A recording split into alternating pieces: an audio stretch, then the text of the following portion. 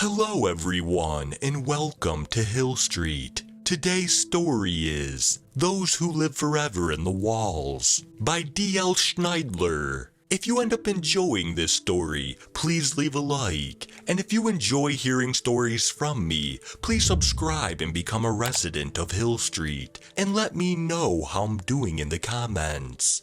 Now, let's get to this nightmare. Displacement of thought is a measurable form of energy. When I discovered this, I could not let the trouble sleep. While I was exiled from the cathedrals of science and declared a heretic by the priesthood, I continued my work. My followers came from the 7 cardinals of knowledge, a 7-pointed star of humanity, my disciples. We found a way to measure the ancient pathways of the human mind. The dormant parts were mapped, and then we studied them. In our studies, we found ways to stimulate the use of the dead zones. Anyone can activate the drawing of energy from their environment. Focus like the beginning of a yawn. Imagine 4 circles coming together and visualize the star they make in the center. Concentrate on the 4 points and hold that steady until they are as one. A dull roaring sound, like the echo of a seashell of the sea, will manifest in the inner ear. As that increases in intensity, the body might become numb or tingle. The body is a rod, a conduit, drawing the energy the mind needs from the surrounding environment. When I first accomplished a steady drawing, the plants around me withered and the fly on the window died. Later, we could measure the increase of electrical current in our minds. We named the surplus mental energy mana. Our prototype mana probes were large helmets with lots of wiring. With sufficient and discreet funding, we were able to improve them to a mere headband. We called them mana bands and reserved the term mana probe for devices we made to measure mana in the ambient pools. We learned that mana gathers where there is already mana present. That is why the human body can draw mana into itself and channel it up the spine into our mind. I had written a publication and was rejected because I was already disgraced. Scientists had exiled me. In a darkness of thought, I became bitter and resentful. My disciples were merely reflections of my own insanity. Each of them embodied one of my failures, my inability to make anyone see things my way. They were proof that I could not be proven right. We were filming when my head exploded. At first, the gathered researchers just blinked at my decapitated remains, with bits of my skull and brains all over their white robes of the priesthood.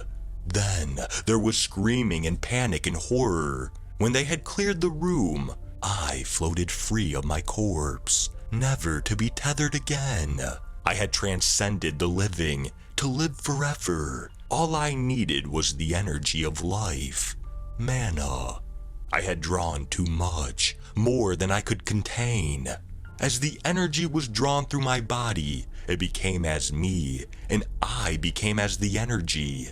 A darkness swirled around my dead body, like a miniature thunderstorm of crackling black clouds, lined with pure glowing blue light. My consciousness became as the same cloud, visible to the eye and the camera. Where I went, the tendrils of it reached. There was no distance I could not reach. Each extension dissipated me, reducing me, slowly and contracting what I had become. I was afraid of my new state. In horror and confusion, I lashed out. I found my fleeing disciples and fed upon their fears, restoring myself from their anguish. I became hungry, becoming what I ate. Fear is a kind of hunger, as hunger is a kind of fear. In ravening night, I found a new existence. I could remain pooled in places, waiting like a cobweb in the darkness. I was in the shadows of thoughts of those who were afraid. I felt their terror, a vibration signaling mealtime. I fed, drinking, sucking, taking from anyone who trembled in dread. The nourishment was wrong, evil somehow. I knew I was becoming less human with each sip and each suck.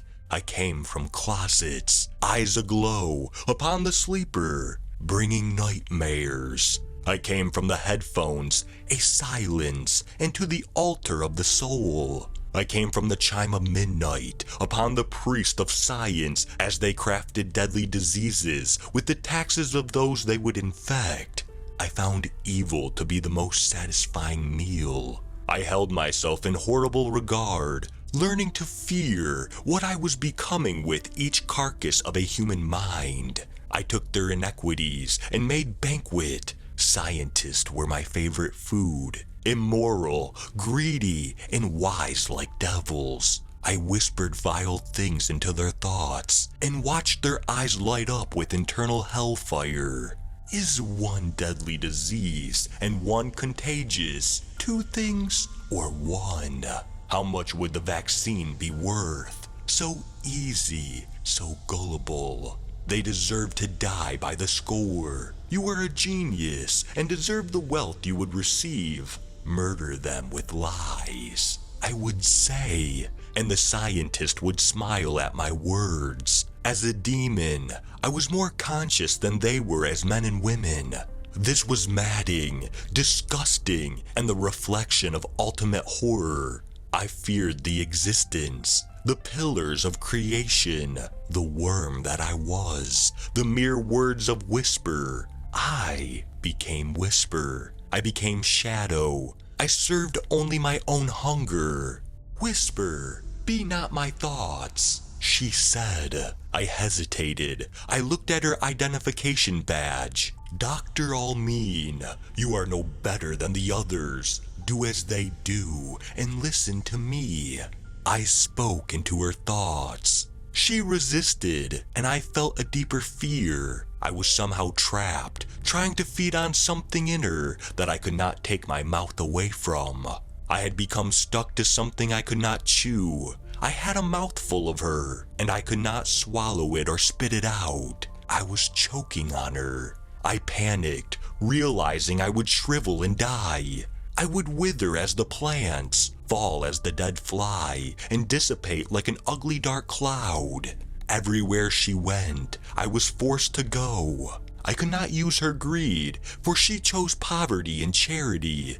She gave away her healing without accepting pay from those who could not afford her care. Then she went home and slept on a rug and ate a humble meal of chickpeas. I despised her meals and counted each of the tiny seeds, attempting to compare the number to her failure, to feel avarice for my benefit.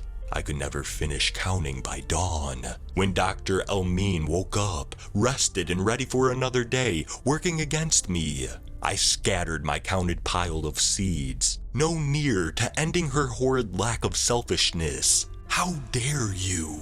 I hissed at her. She somehow ignored my challenge and knelt and prayed on her prayer rug. Stop that! You're a scientist! My dread grew as I weakened from hunger and captivity. I rested on her shoulder near her ear, worried she could not hear me. You are quiet today, Whisper. She glanced at her shoulder in the mirror as she brushed her teeth. How could she see me? I felt exposed, naked and ashamed of my form. I hid myself, mutating and becoming even less, in her eyes and in my powers. I appealed to her immorality, a desperate effort, whenever I attempted to think darkly or to reject those who were different. She sighed and quoted absurd poetry that described her world in proverbs. When her own thoughts failed to see the good in others, she reverted to the teachings of her faith. I was doomed. Curse you, Dr. Almeen. Damn you. I tried to burrow into her and found that I could not get past some sort of strange light. I had once held such light, and when I tried to get past it, I was burned by it. In pain and torment, I withdrew, terrified of my eventual demise. All are blessed, all are loved. Dr. Almeen seemed to be telling me, She held nothing against me. She called me Whisper and knew me. She was not afraid of me. Her faith had protected her from my predations. Not I said. It was then that she decided to educate me. I did not have to die the final death. Those that live forever are a part of the world. Pillars, walls, doors. This is your path, Whisper. Choose not disobedience. You are this. Be truthful. Forfeit your evil ways and repent of them. Serve the one truth. Cease your lies. Dr. Almin prophesied. I was very proud and willing to die rather than face my greatest fear. My greatest fear was to accept that I had accomplished something so great and that it did not belong to me. I was supposed to be a servant of something that forgave and loved, a being that asked me to accept the pain of responsibility. As I became almost nothing at all, starved by her, I faced a choice. I would turn to distributing goodness, painfully, sacrificially, my own essence of self, or I would quietly and painlessly die, ceasing to exist. I was more afraid to go on as a recognizable spirit. The shame and horror were one. To give of oneself is to grow in magnitude and become less of oneself. I preferred to die intact. Dr. Almin was dying. She had grown old during my time with her. Always she was patient with me. She never cast me out. Instead, she always told me that there was still good in me. There is yet good in you, Dr. Almin told me. Then she breathed her last, and I was free of her. I had become so small and weak that I just hovered there, waiting for someone to come along. When I finally had a host, I remained silent. I saw the crumbs of sin and left them. This person is how I regained my humanity, how I came to speak again, to tell my story. The person was tempted to feed me, and I felt no fear when I whispered, "Be good, do no evil."